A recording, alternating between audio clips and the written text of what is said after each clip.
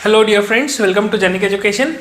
चलिए हम अगला टॉपिक स्टार्ट करते हैं। अभी हमने स्पीड टाइम डिस्टेंस के बारे में डिस्कस किया, अब उसको फर्दर हम आगे स्पीड टाइम डिस्टेंस की एप्लीकेशन डिस्कस करते हैं। सो नेक्स्ट कॉन्सेप्ट आता है हमारा boats and streams. Okay, boats and streams.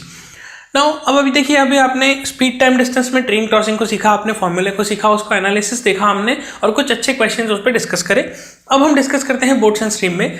तो यहाँ पर क्या होगा, आपने ये कॉन्सेप्ट 10th क्लास में आपके पढ़ा होगा कि अगर एक बोट मूव कर रही है पानी में तो किस तरह से उसकी स्पीड कैलकुलेट कर सकते हैं, किस तरह से बहुत सारे कैलकुलेशंस हम उसमें कर सकते हैं। तो लेट अस अज्यूम कि ये एक स्ट्रीम है। Okay, this is the stream. ठीक है, पानी की ऐसी धारा है, ये धारा अभी रुकी हुई है, स्ट्रीम बिल्कुल रुकी हुई है। ओके, एक शांत पानी है। ओके, जैसे कि लेक में होता है, पॉन्ड में होता है, आप देखेंगे तो this is a water. Okay, एक वाटर की स्ट्रीम है जिसकी स्पीड बिल्कुल जीरो है, ये मूव नहीं कर रहा। तो जस्ट इमेजिन करिए, अगर हम इसके ऊपर एक बोट रख दें कुछ इस तरह से, ओके, इस तरह से बोट रख दें, तो क्या ये बोट मूव करेगी?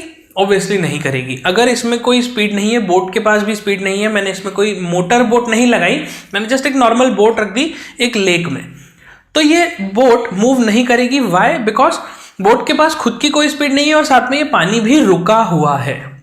लेकिन अगर हम इस बोट में एक ऐसा इंजन लगा दें, पीछे एक मोटर बोट लगा दें, एक मोटर लगा दें और इस बोट को स्पीड दे दें, let suppose 10 meters per second की। ओके, 10 मीटर्स पर सेकेंड की, तो ये बोट 10 मीटर पर सेकेंड से इधर मूव करने लगेगी। अब ये जो 10 मीटर पर सेकेंड स्पीड है, ये किसकी स्पीड है? ये बोट की स्पीड है। क्या इसमें पानी का कोई कॉन्ट्रीब्यूशन है? नहीं, बिल्कुल भी नहीं, क्योंकि पानी हम मानते हैं रुका हुआ है। तो रुके हुए पानी में बोट की जो ये स्पीड है 10 मीटर्स पर सेकेंड, ये खुद की बोट की स्पीड है, इसमें पानी का कंट्रीब्यूशन जीरो है। तो इस स्पीड को अपन बोलेंगे speed of boat in still water. Okay, in still water, कि रुके हुए पानी में बोट की स्पीड क्या है? Speed of boat in still water, that is 10 meters per second. और इसको अपन डिनोट करेंगे यूजिंग कैपिटल बी। हम कैपिटल बी जहां पे भी लिखेंगे, कैपिटल बी का मतलब हो जाएगा कि speed of boat in still water. याद रखिएगा ये चीज। तो speed of boat in still water हो गया कैपिटल बी।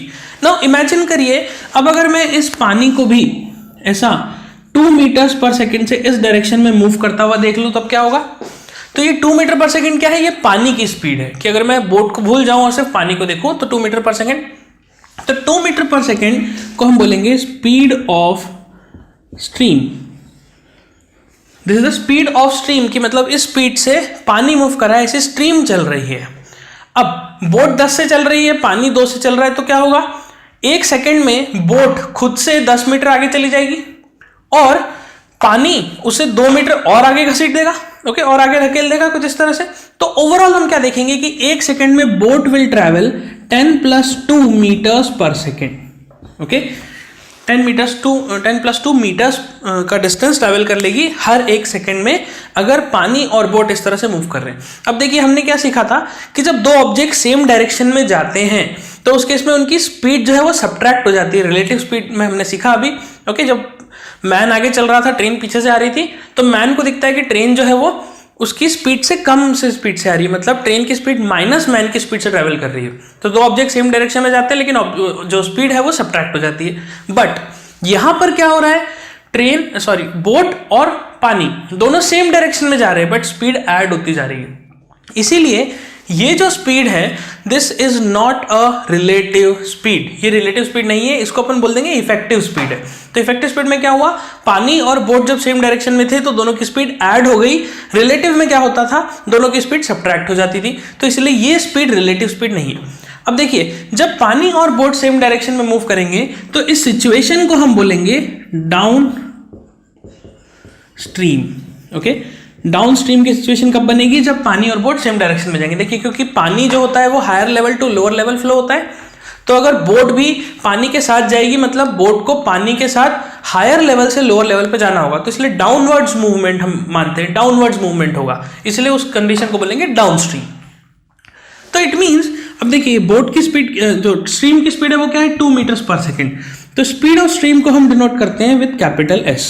तो कैपिटल एस जहां पे लिखा हुआ है मतलब वो है स्पीड ऑफ स्ट्रीम, जिसमें बोट का कोई कंट्रीब्यूशन नहीं है, सिर्फ स्ट्रीम की स्पीड है। और कैपिटल बी क्या है? Speed of boat in still water, जिसमें स्ट्रीम का कोई कंट्रीब्यूशन नहीं है। तो ये स्पीड कौन सी हुई? ये स्पीड हो गई B प्लस S, ओके।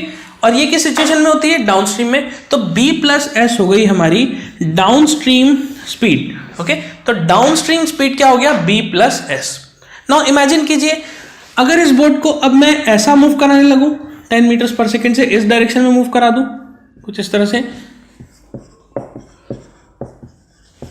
तो क्या होगा? 1 सेकेंड में बोट आगे चली जाएगी 10 मीटर, लेकिन पानी उसको 2 मीटर पीछे कर देगा। So overall you will find कि यहां पर स्पीड हो जाएगी 10-2 मीटर्स पर सेकेंड। और जब बोट और पानी ऑपोजिट डायरेक्शन में जाते हैं तो देखिए रिलेटिव में हमने क्या सीखा था? दो ऑब्जेक्ट्स ऑपोजिट डायरेक्शन में होंगे तो उनकी स्पीड ऐड हो जाएगी, बट यहां पर क्या होगा? बोट और स्ट्रीम अपोजिट डायरेक्शन में है तो दोनों की स्पीड सब्ट्रैक्ट हो जाएगी, B माइनस एस यहाँ पे अप्लाई हो जाएगा। और B माइनस एस क्या हुआ? इस चीज को हम बोलेंगे कि जब बोट अपोजिट डायरेक्शन में जा रही तो बोट पानी के अपोजिट कब जाएगी? जब boat lower level to higher level move करेगी, ओके। तो lower level to higher level मतलब ऊपर की तरफ मूव कर रही है, तो इस सिचुएशन को हम बोलेंगे upstream, okay. This situation is upstream, upstream की सिचुएशन है। तो ये क्या चीज हो गई? B minus S, this is known as upstream speed. Upstream speed ये क्या हुई? Downstream speed. तो हमारे पास दो कंडीशन आ गई। दो कंडीशन कौन सी? पहली कंडीशन हो गई downstream speed is equals to B plus S, upstream speed is equals to B minus S. अब अगर इन दोनों को मैं ऐड कर दूं तो SS कैंसिल हो जाएगा और B प्लस B 2B हो जाएगा। तो B का वैल्यू आ गया 1/2 डाउनस्ट्रीम प्लस अपस्ट्रीम। और अगर मैं इन दोनों को सब्ट्रैक्ट कर दूं, ओके, दोनों को माइनस कर दूं, तो B कैंसिल हो जाएगा, S और S ऐड हो जाएगा, तो स्पीड ऑफ स्ट्रीम आ जाएगा 1/2 डाउनस्ट्रीम माइनस अपस्ट्रीम, ओके। तो इस तरह से हमारे पास 4 कंडीशंस बन जाएंगी बोट्स एंड स्ट्रीम में, जिनके ऊपर सारे क्वेश्चंस बेस्ड होते हैं। बोट्स एंड स्ट्रीम का कोई सा भी क्वेश्चन आपके पास आ जाए, इन 4 कंडीशंस को यूज करके आप इजीली किसी भी क्वेश्चन को सॉल्व कर सकते हैं। तो this is a basic theoretical part of boats and stream.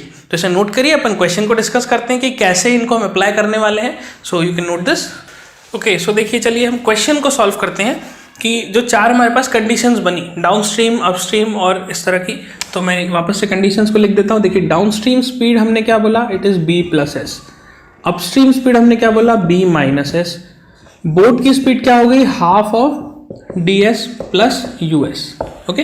तो बोट की स्पीड मतलब speed of boat in still water, की बोट की खुद की स्पीड जो है, इसमें पानी का कॉन्ट्रीब्यूशन कुछ भी नहीं, ओके। उसके बाद स्पीड ऑफ स्ट्रीम कितनी हो गई? 1/2 downstream speed minus upstream speed, okay. तो इस तरह से ये बन गया। S मतलब स्पीड ऑफ स्ट्रीम, जिसमें सिर्फ स्ट्रीम की स्पीड है, इसमें बोट का कोई कंट्रीब्यूशन नहीं है, ओके। नाउ तो क्वेश्चन क्या बोलता है कि a man can row half a kilometer against the current. Now against the current मतलब अपोजिट। तो अगेंस्ट द करंट बोला मतलब अपस्ट्रीम की बात कर रहे हैं कि करंट के हम अपोजिट जा रहे हैं, ठीक है ना, उल्टा जा रहे हैं करंट से, इन 12 मिनट्स। तो a person can row a boat against the current in 12 minutes and returns in 6 minutes. तो एक पर्सन है जो कि एक अपस्ट्रीम जाता है, ठीक है ना, एक पॉइंट से, लेट सपोज हम पॉइंट मान लेते हैं। अब अगेंस्ट द करंट जा रहा है, तो हम इसको बनाते भी कुछ इसी तरह से हैं कि करंट फ्लो होगा फ्रॉम B to A, ऐसा ये this the direction of current, कुछ इस तरह से, इस डायरेक्शन में पानी फ्लो हो रहा है। And where is the person going? Person is going against the current, मतलब पर्सन A से B जा रहा है कुछ इस तरह से, ओके। कितना? Half kilometres. तो हाफ किलोमीटर जाता है, और हाफ किलोमीटर कितनी देर में जाता है? 12 मिनट्स में। It goes in 12 minutes. और फिर रिटर्न आता है 6 मिनट में। तो देखिए, यहां से ऊपर गया 12 मिनट में, और फिर यहां से नीचे आया 6 मिनट में, ओके। सो गया 12 मिनट में, आया 6 मिनट में। क्या आप सोच सकते हैं कि इसकी जो स्पीड है वो जाते समय, ऊपर चढ़ते समय कितनी होनी चाहिए? When it is moving upwards, तो वी कैन सी पानी ऐसा फ्लो हो रहा है, ओके, और बोट ऐसी जा रही है। तो यहां पर क्या होगा? अपस्ट्रीम की कंडीशन बनेगी। अपस्ट्रीम के केस में स्पीड क्या होती है? B minus S, okay, B minus S. और जब B से A आ रहा है, डाउनस्ट्रीम आ रहा है, तो डाउनस्ट्रीम में क्या होगा? बोट की स्पीड, पानी की स्पीड ऐड हो जाएगी, तो यहाँ पे बन जाएगी स्पीड B प्लस एस। कुछ इस तरह की सिचुएशन बन सकती है यहाँ पे, ओके। हमें निकालना क्या है? हमें निकालना है what is the speed of current. Sorry speed of current के लिए क्या फॉर्मूला होता है, half of ds minus US. तो ds क्या है, डाउनस्ट्रीम स्पीड। मतलब अगर मुझे डाउनस्ट्रीम स्पीड मिल जाए, मुझे अपस्ट्रीम स्पीड मिल जाए, तो मैं स्ट्रीम की स्पीड को कैलकुलेट कर सकता हूं। तो let's calculate the downstream speed. हमें क्या दिखता है, डाउनस्ट्रीम आते समय कितनी देर आता है डाउनस्ट्रीम, हाफ किलोमीटर। तो हाफ किलोमीटर नीचे आता है, कितनी देर में आता है, कितना डिस्टेंस के साथ कितनी देर में आता है, 6 मिनट्स में। तो downstream speed will be equals to distance travelled that is half kilometres upon time taken. Distance speed is equals to distance upon time. तो डिस्टेंस कितना है, हाफ किलोमीटर, टाइम टेकन कितना है, 6 मिनट। तो 6 मिनट्स को हम कन्वर्ट कर देते हैं 6/60 करके, ओके 6/60 करके। So you will get the downstream speed in kilometres per hour. यहाँ से डाउनस्ट्रीम स्पीड आ जाएगी। आप सॉल्व करके बताइए क्या आती है डाउनस्ट्रीम स्पीड। फिर निकालते हैं अपस्ट्रीम स्पीड। अपस्ट्रीम स्पीड कैसे निकालेंगे, देखिए ए से बी गया हाफ किलोमीटर्स और कितनी देर में गया, 12 मिनट्स में। तो 12 मिनट लग गए ऊपर चढ़ने में। तो इसका मतलब अपस्ट्रीम स्पीड क्या हो जाएगी, half kilometres upon time. Time is 12 minutes, so it will be 12/60। Okay 12/60 because half kilometre गया, 12 मिनट में गया, तो 12/60 करा हमने इसको, तो आवर्स में कन्वर्ट कर लिया। तो you can calculate downstream speed, you can calculate upstream speed. अब क्या करें, हमें तो चाहिए स्पीड ऑफ करंट। करंट मतलब स्ट्रीम की स्पीड। तो स्ट्रीम की स्पीड के लिए हम ये फॉर्मूला लगा देते हैं, S is equals to half of जो भी डाउनस्ट्रीम स्पीड आएगी माइनस जो अपस्ट्रीम स्पीड आएगी। So now you can calculate the speed of stream. So this is how you can calculate the speed of stream. ये एक तरीका हो जाएगा। Okay this is one way to solve the question. ठीक है, दूसरा और क्या यहाँ पे हम सोच सकते हैं और क्या रिलेशंस हम यहाँ पे बना सकते हैं। देखिए जब A से B जाता है और B से A आता है, तो A से B जाने में और B से A आने में डिस्टेंस तो वही है, हाफ किलोमीटर जाना हाफ किलोमीटर आना। तो क्या मैं ऐसा बोल सकता हूं कि डिस्टेंस अगर सेम है तो स्पीड और टाइम का रेशो वही रिवर्स वाला कॉन्सेप्ट, रिवर्स कॉन्सेप्ट हो जाएगा। तो it means downstream speed upon upstream speed का रिलेशन क्या हो गया टाइम के साथ। टाइम के साथ रिलेशन कैसे निकालेंगे, देखिए downstream speed upon upstream speed में टाइम का ratio reverse is equals to time to go upstream upon time to go downstream. This is the relation. देखिए क्वेश्चन यहां खत्म हो गया, हम ये जस्ट एक रिलेशन समझना चाह रहे हैं कि इस क्वेश्चन को और कैसे सोच सकते हैं। तो downstream speed upon upstream speed will be time to go upstream upon time to go downstream, because S1 upon S2 is equals to T2 upon T1 in case the distance is same. So downstream speed क्या लिख देंगे हम, B plus S upon upstream speed लिख देंगे B minus S। Upstream जाने के लिए time 12 minute और डाउनस्ट्रीम आने के लिए टाइम 6 मिनट। तो यहां से इस तरह की कंडीशन हम डेवलप कर सकते हैं और इससे हम B/S का रेशियो भी निकाल सकते हैं। हम ये निकाल सकते हैं कि बोट और स्ट्रीम का स्पीड का रेशियो कितना है। ओके या फिर मान लीजिए इसमें स्पीड ऑफ बोट पूछ लिया होता, तो यहां से हम स्पीड ऑफ बोट निकाल सकते हैं अगर डाउनस्ट्रीम अपस्ट्रीम स्पीड आ गई। ठीक है, और स्पीड ऑफ स्ट्रीम भी निकाल सकते हैं। और अगर ऐसा नहीं करना तो ये रिलेशन यूज कर सकते हैं, B plus S upon B minus S is equals to 12/6। तो यहां से आपको क्या मिल जाएगा, यहां से आपको B और S में एक रिलेशन मिल जाएगा। ओके B और S में एक रिलेशन मिल जाएगा। उसके बाद अगर हम देखें तो डाउनस्ट्रीम स्पीड क्या होगी, B plus S into downstream में टाइम कितना लगा 6 मिनट्स का, तो 6/60। So speed into time is equals to distance कितना है, distance is equals to 1/2 kilometres. तो ये और ये कंडीशन को यूज करके भी हम S का वैल्यू फाइंड आउट कर सकते हैं और ये कंडीशंस को यूज करके भी हम S का वैल्यू फाइंड आउट कर सकते हैं। ऑब्वियसली यहाँ थोड़ा सा कैलकुलेशन ज्यादा रहेगा, but this is also a way to think. Okay ऐसा नहीं है कि हमें एक ही मेथड पर स्टिक रहना है। हमारे पास अगर और कोई मेथड आता है या आपके पास और कोई अच्छा मेथड है तो हमें कमेंट में बताइए, हम उसको भी डिस्कस करते हैं। मे be possible, because obviously it is possible कि आपके सोचने का लेवल, आपके सोचने का तरीका डिफरेंट हो, आप कुछ और अच्छा मेथड निकाल के दिखा दें।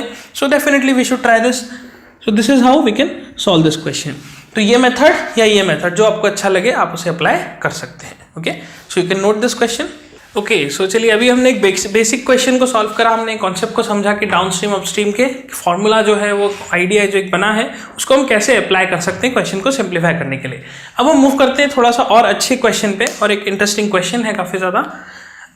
ये वाला क्वेश्चन इसको समझते हैं। देखिए क्या बोलता है question, it says on a river Q is the midpoint between 2 points P and R. Q is a midpoint between 2 points P and R on the same bank of the river. A boat can go from P to Q and back in 12 hours. It can go from P to Q and back in 12 hours and from P to R in 16 hours and 40 minutes. How long would it take to go from R to P? Okay, so question की language को समझिए, देखिए बहुत important है। एक Q नाम का point है जो कि P और R के बीच में आता है, बिल्कुल मिड पॉइंट है उसका, ठीक है, मिड पॉइंट है, बहुत अच्छी बात है। अब दूसरी उसने ये बात बोली कि the 3 points are lying on the same bank of the river, मतलब रिवर के 2 बैंक्स होंगे, एक इस तरफ होगा, लेट से एक इस तरफ होगा, रिवर मान लीजिए ऐसा बह रहा है, तो ऐसा नहीं है कि P और R इधर है और Q इस तरफ है, या Q इधर है, P इधर है और R इस तरफ है, ऐसा नहीं है। All the 3 points are exactly on the same bank, या तो तीनों इस तरफ है या फिर तीनों इस तरफ है। ओके, ये पहला पॉइंट इंपॉर्टेंट है। इसके बाद उसने क्या बोला कि एक बोट जो है वो P से Q जाती है और वापस भी आती है, तो P से जो लेट सपोज इस तरह से पॉइंट्स है तीनों, तो P से Q गई और फिर वापस भी आई, कितनी देर में? 12 घंटे में, 12 आवर्स। तो पहला पॉइंट हमारे दिमाग में आता है कि अच्छा, जाने के लिए और आने के लिए टोटल मिला के 12 घंटे, तो हो सकता है 6 घंटे जाने और 6 घंटे आने, ऐसा सोच सकते हैं। Okay, may be possible. उसके बाद and from P to R, और P से R पूरा जाती है, P से लेके R तक पूरा जाती है 16 घंटे 40 मिनट में। ओके, 16 घंटे 40 मिनट में हमें ये बताना है कि उसको कितना समय लगेगा to go from R to P, मतलब P से R गई 16 घंटे 40 मिनट और फिर R से P आने में कितना समय लगेगा। तो पहला थॉट क्या आएगा कि हाँ, P से अगर R जा रही है 16 घंटे 40 मिनट, तो R से P आने में भी उतना ही लगेगा, क्योंकि डिस्टेंस तो चेंज हुआ ही नहीं। ओके, डिस्टेंस चेंज नहीं हुआ, लेकिन डिस्टेंस भले ही चेंज ना हुआ हो बट स्पीड डेफिनेटली चेंज हुई है। वरना आप सोचिए क्वेश्चन का इंपॉर्टेंस ही क्या रह जाएगा, सिग्निफिकेंस ही क्या है। ओके, मेन पॉइंट क्या है, उसने बोला कि तीनों जो पॉइंट्स है they are lying on the bank of river, और रिवर है तो वो फ्लो कर रहा है, और रिवर अगर फ्लो कर रहा है इसका मतलब जाते समय या आते समय किसी ना किसी एक डायरेक्शन में डाउनस्ट्रीम दिखेगा और किसी ना किसी एक डायरेक्शन में अपस्ट्रीम दिखाई देगा। इसीलिए क्वेश्चन में हम कहेंगे कि ये जो 12 घंटे टाइम दिया हुआ है P से Q जाने का और Q से P आने का, तो P से Q जाने में अगर अपस्ट्रीम दिखेगा तो Q से P आने में डाउनस्ट्रीम दिखाई देगा, अगर P से Q जाने में डाउनस्ट्रीम दिखेगा तो Q से P आने में अपस्ट्रीम यहाँ पे आपको दिखाई देना चाहिए।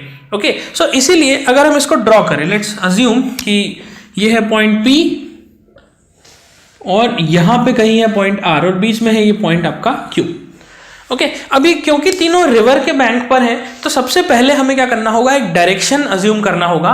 किसी भी तरह से आप अज्यूम कर सकते हो, उसमें कोई समस्या नहीं है कि पानी एग्जैक्टली बह किस तरफ से रहा है। ओके, तो हम अज्यूम कर लेते हैं, लेट सपोज कि पानी का जो डायरेक्शन है वो यही है, कुछ इस तरह से। Okay, this is the direction of water, this is the direction of water, कि पानी ऐसा जा रहा है। Okay, water is flowing like this. So इसका मतलब क्या हुआ, जब मैं P से Q जाऊंगा तो मैं डाउनस्ट्रीम जाऊंगा, मैं Q से R जाऊंगा तब भी डाउनस्ट्रीम जाऊंगा, मैं R से Q आऊंगा तो अपस्ट्रीम हो जाएगा, और Q से P आ जाएगा तो वापस से अपस्ट्रीम हो जाएगा। ओके, तो देखिए क्या बोलता है क्वेश्चन में कि P से Q जाने के लिए 12 घंटे, P से Q जाके वापस आने के लिए टोटल 12 घंटे लगते हैं। इसका मतलब P से Q जब मैं गया तब तो मैं डाउनस्ट्रीम चल रहा था। ओके, और फिर Q से P आया तब तो मैं अपस्ट्रीम हो गया। तो आप जरा ये सोचिए कि कौन सी सिचुएशन में टाइम ज्यादा लग रहा होगा।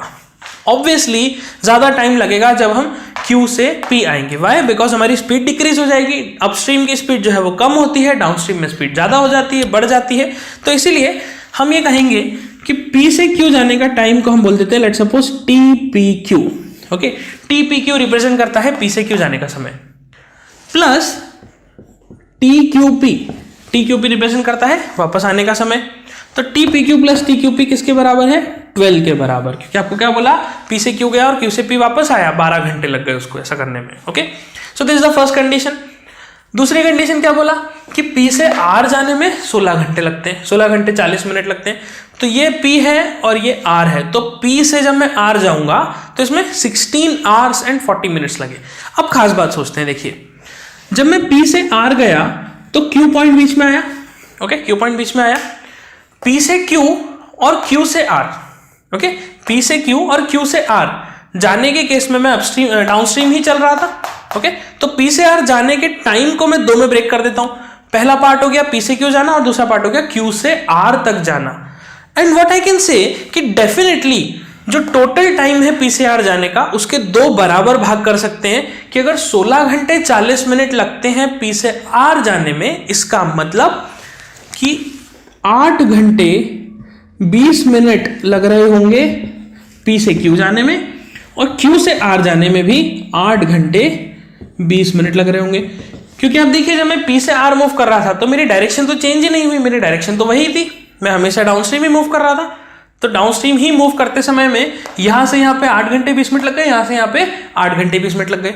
ओके, तो अब देखिए यहां पे आपको पी से क्यू जाने का टाइम कितना मिल गया, 8 आवर्स एंड 20 मिनट्स। तो क्या आप क्यू से पी आने का टाइम निकाल सकते हैं? आपके पास ये वाला टाइम कितना हो गया, 8 आवर्स एंड 20 मिनट्स, तो ये टाइम निकाल सकते हैं। तो we can say 8 hours 20 minutes plus T P Q और T Q P is equals to 12। Okay, so T Q P कितना आ गया, टी क्यू पी कितना आ गया, 12 घंटे 12 hours minus 8 hours minus 20 minutes, इस तरह से बन गया। तो देखिए ये टाइम कितना हो गया, 12 में से 8 घंटे हम कम कर देते हैं तो 4 घंटे बचे, और उस 4 घंटे में से 20 मिनट और कम करा तो कितना हो गया, जरा इमेजिन कीजिए, it will be 3 hours and 40 minutes. Okay, 3 hours and 40 minutes. तो ये वो टाइम आ गया जो हमें Q से P आने में लगता है। ओके, नाउ अब मैं ये कहता हूं कि जो टाइम Q से P आने में लग रहा है एग्जैक्टली उतना ही टाइम हमें R से Q आने में भी लगेगा। वाई? बिकॉज जब हम Q से P मूव कर रहे हैं तो हम अपस्ट्रीम जा रहे हैं, जब हम R से Q मूव कर रहे हैं तब भी हम अपस्ट्रीम जा रहे हैं, और Q क्योंकि मिड पॉइंट है इसलिए ये डिस्टेंस और ये डिस्टेंस तो बराबर है। तो जब डिस्टेंस सेम है, स्पीड भी सेम है, तो टाइम तो सेम होना ही पड़ेगा। ओके, जब तो दो पैरामीटर सेम है तो ऑब्वियसली बात है कि टाइम को भी सेम होना ही पड़ेगा, because time is equals to distance upon speed. So हम यहाँ पे क्या देखते हैं कि जितना समय हमें Q से P आने में लगा एग्जैक्टली उतना ही हमें R से Q आने में भी लग रहा है, तो ये दोनों टाइम बराबर है। तो कंडीशन बन गई कि T Q P is equals to T R Q। This is the condition. हमें निकालना क्या है, हमें निकालना है R से P आने का टाइम। तो R से P आने का टाइम क्या होगा, time to go from R to P will be equals to time to go from R to Q plus time to go from Q to P। कुछ इस तरह का सिचुएशन बनेगा। ओके, R से Q जाने का जो टाइम, R से P जाने का जो टाइम है वो इस टाइम का और इस टाइम का टोटल होगा। अब ये दोनों टाइम तो बराबर है, तो इसका मतलब इस कंडीशन को मैं लिख सकता हूं 2 times of QP। Okay, 2 times of QP। ये रिलेशन को देखिए, ये वाला रिलेशन, इसको यूज करके मैं लिख सकता हूं 2 times of QP। Now what is QP? Time to go from QP is 3 hours and 40 minutes. तो इसका मतलब ये कितना हो गया, TRP this will be equals to 2 times of 3 hours and 40 minutes. Okay, 3 hours and 40 minutes. तो कैसे multiply करें, ये हो जाएगा 6 आवर्स और 80 मिनट्स।